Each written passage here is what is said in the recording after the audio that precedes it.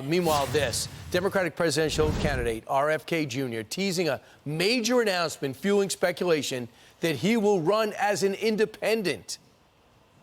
I'm going to be in Philadelphia on October 9th to make a major announcement. I'm not going to tell you right now exactly what that announcement will be. I can say, though, that if you've been waiting to come to one of my public events, this will be the one to come to. Oh, wow, here we go. Let's ask our panel of independent voters who I distracted during that soundbite and find out what they think. Dennis Richmond Jr. is back again, and Dominick Ciccarelli is here. They're both undecided independents. First off, welcome, guys. RFK gets in. You know he's getting 15, 20% on the Democratic ticket, but can't get on a primary unless he wants to pay for it, they say. He says he's going to do this independently. What do you think about this? I think that the Democrats trying to silence him really shows the threat he has with his ideas. I think he does have a name recognition where he'll grab votes from both sides. And I think it's a success for him whether he wins or loses, because I think he's really going to impact the election. Dennis, the theory is when you have an independent, when you have an outsider, it hurts Democrats. Is that the case here?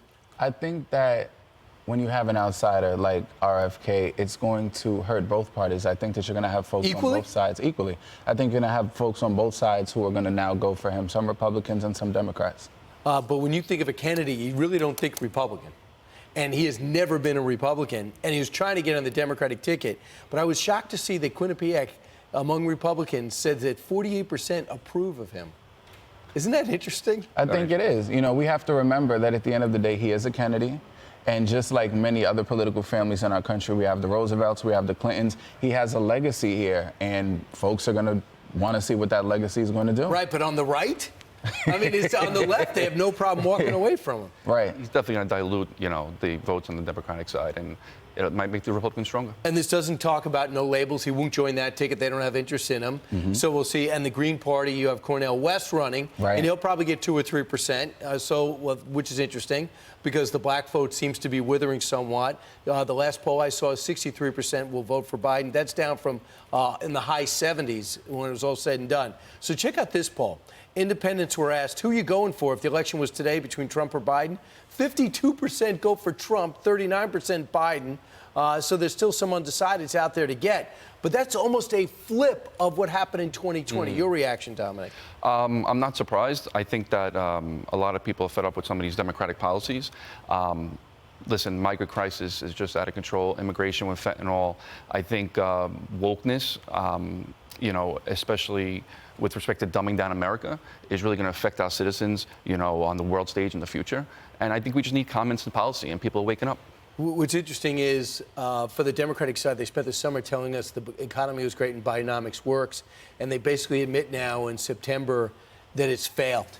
And RFK seems to be playing into that, Dennis. No, absolutely. RFK is going to do what he has to do in order to win. He's going to do what he has to do in order to get votes. I believe in my heart of hearts that there are going to be people who vote for him, but at the end of the day, I don't think he's going to take it home. If this is the land of freedom and making our own choices, think about this. Bernie Sanders pulls ahead in 2020. They panic and anoint Joe Biden. RFK says, okay, I'd like to run for president. They said, we're not having any primaries in New Hampshire. If you want a primary, go pay for it. Doesn't that bother an American, Democrat or Republican? There's no question. I mean, they're trying to silence, everyone that comes close to him. They, I think him going independent is the only way he has to go to have a voice on the world stage. Tell me what matters to you as an undecided independent. Sure. What matters to me as an undecided independent would be 2 major things, especially being here in New York. Crime is at the top of my list, and education. Because to me, especially being a millennial, those are the 2 biggest issues that I would look at right now. Yeah. And what matters to you, real quick? Listen, migrant crisis and, this wokeness and common sense policy is really important to me. Independents, they're persuadable. We'll see if RFK will persuade you in a few weeks. Thank you. My sense is it won't with you. All right, thanks so much, guys.